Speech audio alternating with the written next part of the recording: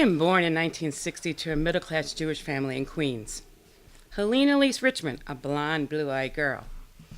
I am the first child and my mother dresses me to the nines in the latest baby fashions of the 60s. My family's in the schmata business, aka the clothing industry. We who appear to be on the outside is all that matters. They call me Sweet Baby Helene. It sounds like the name of a dessert or an expensive doll. Oh, she's so beautiful, everyone coys. Yes, so beautiful that all the men in the family find me sexually appealing as young as 3 years old. When I get to my grandparents' house after school, I head straight for Blanchie, my grandparents' housekeeper, where she's ironing in the basement. I melt into her, breathing in the smell of love and washing soap as she wraps her arms around my small body. Honey child, how was your week? She cares more for me than my biological family upstairs. I stay in the basement with Blanchie as long as I can, but then it's time for her to go home. I'm pulled away upstairs to the kitchen to help the women with Friday night dinner. The house is clean, the table is set, fresh chicken fat and onions are frying on the stove. Yummy. It's cozy, but as soon as the men come home from the city, everything changes. The smell isn't yummy anymore. It's suffocating. I want to hide, but I can't go to the basement. Now that Blanchie isn't there, that's where the lemonade ghost lives. My uncle says, don't go into the basement without lemonade for the ghost. Lemonade is code for kissing. Before I can play, I must give my uncle a kiss, with his tongue creeping into my mouth like a wiggling snake. At the end of the night, Grandpa goes upstairs to bed. Go up and say goodnight to Papa. My mother pushes me towards the stairs. He's waiting for you. Slowly I go to my grandfather and enter his room. My sweet child, he says as he strokes my hair. I request to rub his feet, another unwelcome kiss on the lips. But going home with my parents is the scariest because that's where the worst boogeyman lives.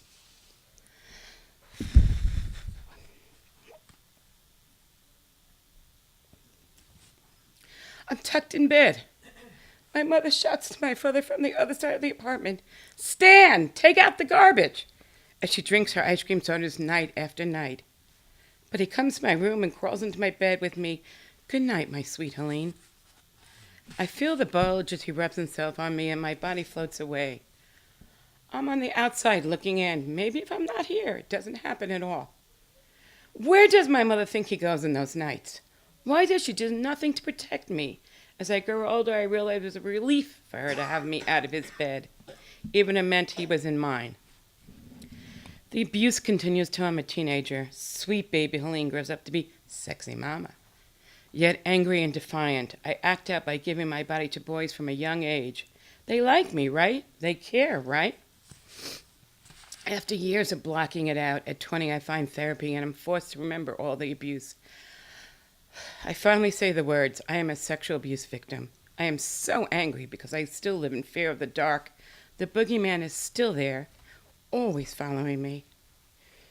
Meanwhile, my career takes off. I'm still in the schmata business, working my way up to Senior Vice President of Design for baby and children apparel companies for big brands and retailers. Wow, that's a lot of words. A lot of people answer to me, no more Sweet Baby Helene. I have new names. Angry, bossy, bitchy, cunt, dyke, overbearing.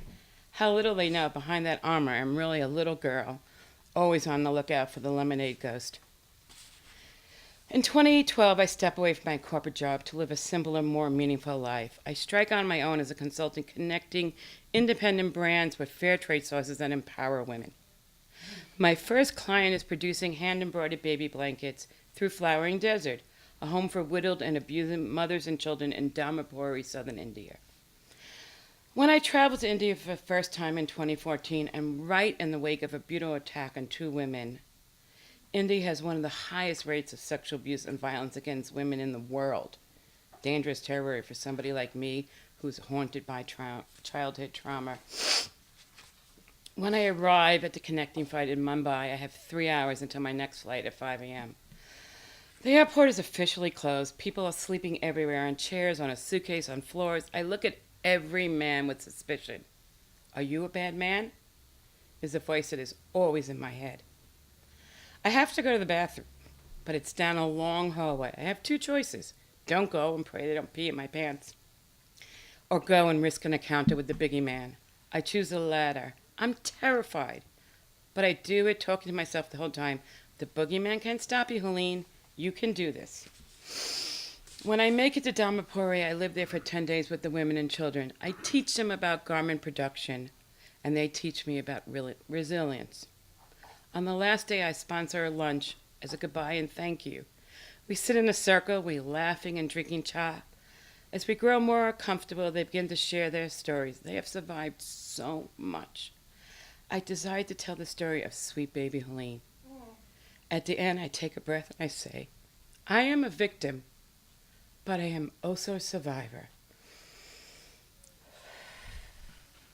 At the end, one of the older women turns to me and strokes in the tears from my cheeks. Sister, she says, you are no longer a victim. And yes, you survived, but today you are a victor. I realize she's right. Helene Elise Richman, the initials spell H-E-R, her.